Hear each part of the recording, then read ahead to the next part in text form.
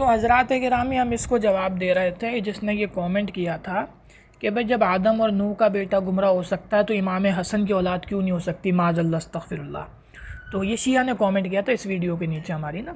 یہ جو امام حسن کے، تو کہ امام حسن کی اولاد شیعہ کے نزدیک کافر ہے، ٹھیک ہے، تو اس وجہ سے شیعہ حضرات نے نیچے یہ کومنٹ کیا، تو ہم اس کا جواب دے رہے تھے۔ تو بھائی جان ہم نے آپ کو اس کا جواب جو دیا نا پہلی ہمارے اس میں ہم نے پارٹ میں دیا ہے کہ حضرت آدم اور نوح علیہ السلام کا بیٹا ہم کافر اس لیے مانتے ہیں کیونکہ ان کا ثبوت قرآن میں موجود ہے، صحیح ہے۔ آپ جو کہتے ہو نا امام حسن کی اولاد کو کافر معاذ اللہ استغفر اللہ، آپ شیعہ رافضی حضرات، اس کا ثبوت کیا ہے؟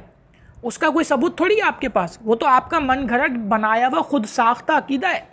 اور ایک ایسا عقیدہ جس کے اندر آپ یہ دیکھ رہے ہو کہ ہمارے ایک عقیدے کے ذریعے اہل بیت اطہار کے چشم و چراغوں پہ کفر کا فتویٰ لگ رہا ہے، آپ کو تو اسی وقت سمجھ جانا چاہیے کہ یار یہ ہمارا عقیدہ غلط ہے، یہ کفری عقیدہ ہے جس میں اہل بیت اطہار کے لوگ پھنس رہے ہیں۔ اب اگر اس کے اندر بتایا گیا کہ امام حسن کی اولاد نے امام حسین کی اولاد سے خط لکھ کے پوچھا اور کہا کہ بھائی ہم بھی تو امام حسن کی اولاد ہیں، اور سید جو ہے شباب اہل جنہ وہ تو دونوں بھائی ہیں، جو نوجوانوں کے سردار ہیں وہ صرف امام حسین تھوڑی ہیں، امام حسن رضی اللہ تعالی عنہما جو ہیں دونوں بھائی، امام حسن امام حسین امام حسنین کریمین رضی اللہ تعالیٰ عنہما، وہ دونوں کے دونوں جو ہے جنت کے نوجوانوں کے سردار ہیں، تو ان کے اور امام حسن بڑے بھائی ہیں، اور نبی رحمت کا فرمان ہے کہ بڑا بھائی باپ کی جگہ ہوتا ہے، بڑے بھائی کا مرتبہ، بڑے بھائی کی عزت وہی ہے جو باپ کی عزت ہے، یہ نبی صلی اللہ علیہ وسلم کا فرمان ہے۔ تو اس لحاظ سے اگر امام حسن کی اولاد نے امام حسن حسین کی اولاد سے بولا کہ بھائی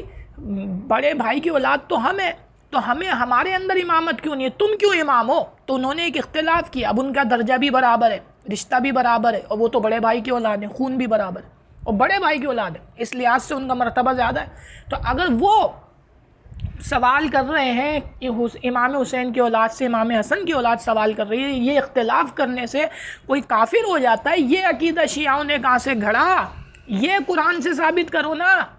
یہ آدم اور نوح علیہ السلام کی کیا مثالیں دے رہے ہو؟ وہ تو قرآن سے ثابت ہے، تم اگر کہتے تو ہم یہ بھی نہیں مانتے، وہ تو قرآن میں موجود ہے کہ وہ کافر تھے، اس لیے ہم ان کو گمراہ مانتے ہیں، کہ قرآن میں موجود ہے۔ اس کا ثبوت کہاں ہے قرآن میں؟ اس امامت کا جو تم نے لے کے رکھی ہوئی ہے، خود ساختہ گھڑا ہوا بے بنیاد بے اصل عقیدہ جو تم شیعوں نے رافضیوں نے بنایا ہوا ہے،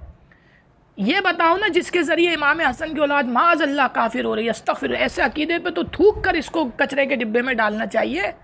میں پوچھتا ہوں ایک بھائی کی اولاد دوسرے بھائی کی اولاد سے اگر اختلاف کرتی ہے امامت کے اس میں، تو کیسے کافر ہو گئی؟ قرآن سے ثبوت